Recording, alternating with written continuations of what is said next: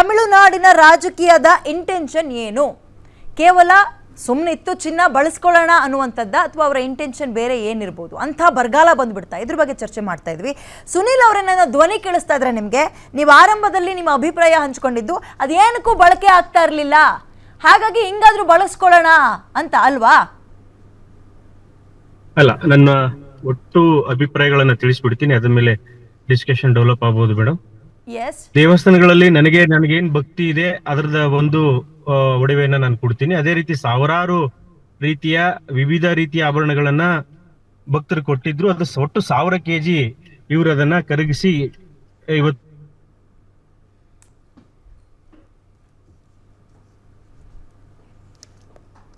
ಅದನ್ನ ಅವರು ಅಡಮಾನ ಇಟ್ಟು ಅಥವಾ ಠೇವಣಿ ಇಟ್ಟು 17 ಕೋಟಿ ರೂಪಾಯಿ ಇನ್ಕಮ್ ನ ಅದನ್ನ ತಗೊಂಡು ಜನರ ಕಲ್ಯಾಣಕ್ಕೆ ಅಭಿವೃದ್ಧಿ ಬಳಸ್ತೀವಿ. ಅಲ್ಲಿನ ಸರ್ಕಾರ ಇವತ್ತು ಬೇರೆ ಬೇರೆ ಧಾರ್ಮಿಕತೆಗೆ ಏನಾದ್ರು ತಪ್ಪಾಗಿದೆ ಅಂದಿದ್ದೇನಾದ್ರೆ ಅಂಶವನ್ನೇ ಇಟ್ಕೊಂಡು ಚರ್ಚೆ ಮಾಡೋಣ. ಓಕೆ, ಜನರ ಅಭಿವೃದ್ಧಿಗೆ ಬಳಸ್ತಾ ಇದ್ದಾರೆ ಸರಿ, ಬಟ್ ಅದೇ ಧರ್ಮವನ್ನ ಹೀಯಾಳ್ಸೋದು ಯಾಕೆ? ಅದು ವೈರಸ್ ಇದ್ದಂಗೆ. ಇಲ್ಲ, ಇದ್ರ ಬಗ್ಗೆ ನಾನು ಕ್ಲಾರಿಟಿ ಕೊಡ್ತೇನೆ. ಪ್ಲೀಸ್. ಈಗ ಧಾರ್ಮಿಕ ದತ್ತಿ ಇಲಾಖೆಯ ಒಂದು ಕಾನೂನಿದೆ. ಈಗ ಪ್ರತಿ ಸ್ಟೇಟಲ್ಲೂ ಅದರದೇ ಆದಂಥ ಕಾನೂನುಗಳು ಇರ್ತದೆ. ಈಗ ನಮ್ಮ ಸ್ಟೇಟಲ್ಲಿ Karnataka Hindu religious institutions and charitable endowments act ಅಂತ, ಅದು ತಮಿಳುನಾಡಿನಲ್ಲಿ ಮದ್ರಾಸ್ ಆ್ಯಕ್ಟ್ ಅಂತಿದೆ.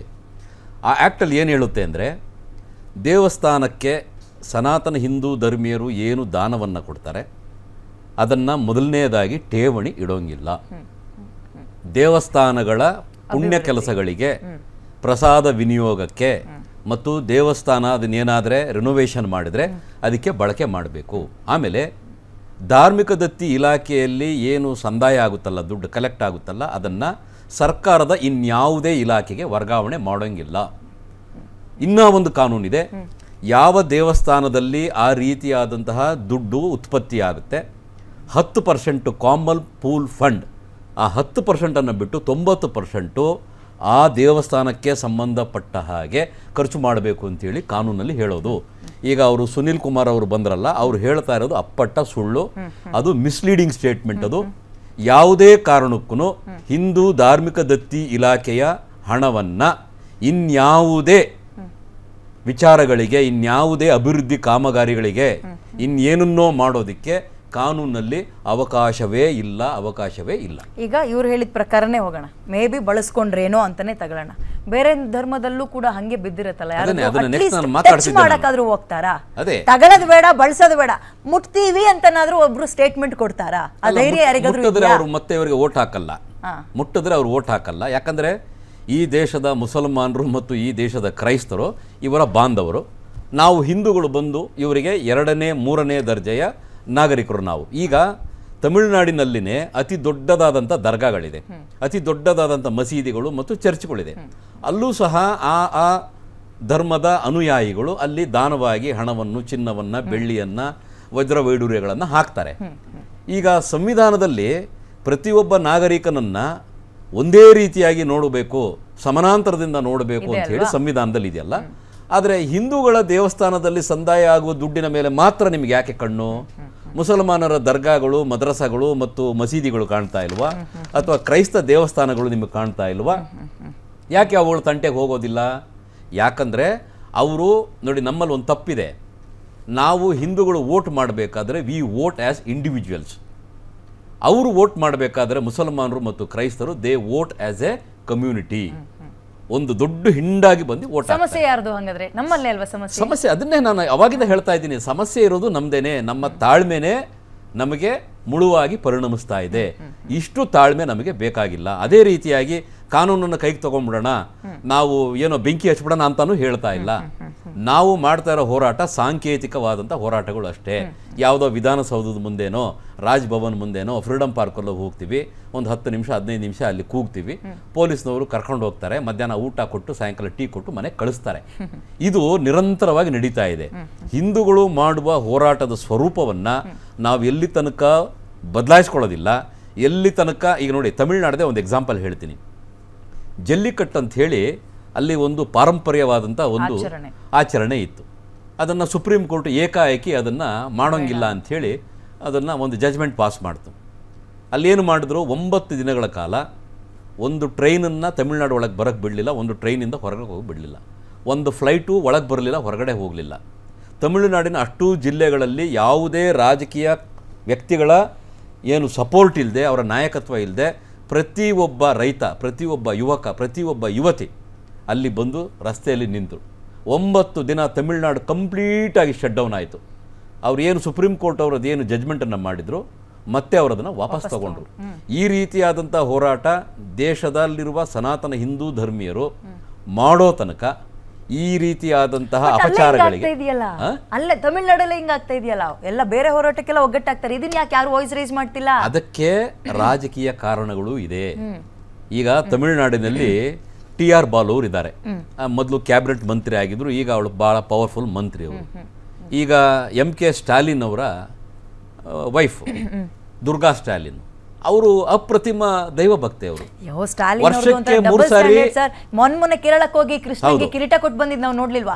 ಮನೆಯೊಳಗೆ ದೊಡ್ಡ ದೊಡ್ಡ ಹೋಮ ಪೂಜೆ ಎಲ್ಲ ಮಾಡ್ತಾರೆ, ಹೊರಗಡೆ ಬಂದ್ರೆ ಅದು ವೈರಸ್ ಇದ್ದಂಗೆ, ಇದಿದ್ದಂಗೆ, ಅದಿದ್ದಂಗೆ ಅಂತ ಒಂದ್ ರೀತಿ ಪ್ರವೋಕ್ ಆಗ್ಬೇಕು ಉಳಿದಂತಹ ಗುಂಪು, ಆ ರೀತಿಯಾಗಿ ಹೇಳಿಕೆ ಕೊಡ್ತಾರೆ ಅಷ್ಟೇ. ಡಬಲ್ ಸ್ಟ್ಯಾಂಡರ್ಡ್ ಪೂರ್ತಿ. ಸರ್, ನಾನು ನಿಮ್ಮನ್ನು ಕೇಳ್ತೀನಿ ಉಮೇಶ್ ಸರ್, ಈಗ ನನ್ನ ಪ್ರಶ್ನೆ, ದೇವರಿಗೆ ಸಂಬಂಧಪಟ್ಟಂತಹ ಇಂಥ ಒಡವೆಗಳನ್ನು ನಾನೇನೋ ಒಂದು ಭಕ್ತಿಯಿಂದ ಹರಕೆ ಹೊತ್ಕೊಂಡಿರ್ತೀನಿ, ನಂದು ಅದು ಈಡೇರ್ತು, ಸಾಲ ಸೋಲ ಮಾಡಿಯೋ ಅಥವಾ ಇದ್ದಂಥದ್ದೋ ತಗೊಂಡೋಗಿ ಹರಕೆ ಕೊಡ್ತೀನಿ, ಅದನ್ನು ಇವ್ರು ಹಿಂಗೆ ಕರಗಿಸ್ಬೋದಾ? ಮೊದಲನೇದಾಗಿ ಬೇರೆದಕ್ಕೆ ಬಳಸ್ತಾರ ಅಂತಲ್ಲ, ಕರಗಿಸ್ಬೋದಾ ಅಂತ ಚಿನ್ನವನ್ನ? ನನ್ನ ಪ್ರಶ್ನೆ ನೋಡಿ, ಮೊದಲನೇದಾಗಿ ಕೆಲವು ಆಭರಣಗಳು ಬಹಳಷ್ಟು ವರ್ಷಗಳ ನಂತರ ಅದು ಕಟ್ಟಾಗಿರ್ಬೋದು ಅಥವಾ ಅದಕ್ಕೆ ಬೇರೆ ರೀತಿಯಾದಂತಹ ಡ್ಯಾಮೇಜಸ್ ಆಗಿರ್ಬೋದು.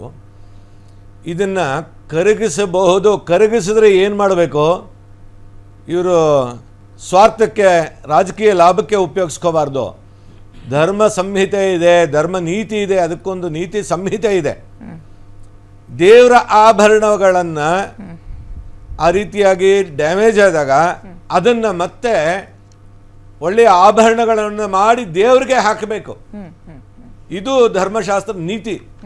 ಸಂವಿಧಾನದಲ್ಲಿ ಸಾರ್ವಜನಿಕರ ಹಣ ಟ್ಯಾಕ್ಸ್ ಮುಖಾಂತರ ಹೇಗೆ ಕಲೆಕ್ಟ್ ಆಗುತ್ತೆ, ಅದನ್ನು ಮತ್ತೆ ಸಾರ್ವಜನಿಕರ ಕಲ್ಯಾಣಕ್ಕೆ ಬಳಸಬೇಕು ಅಂತ ಹೇಗೆ ಸಂವಿಧಾನದಲ್ಲಿ ಒಂದು ಆರ್ಥಿಕ ನೀತಿ ಇದೆಯೋ, ಧರ್ಮದಲ್ಲೂ ನೀತಿ ಇದೆ.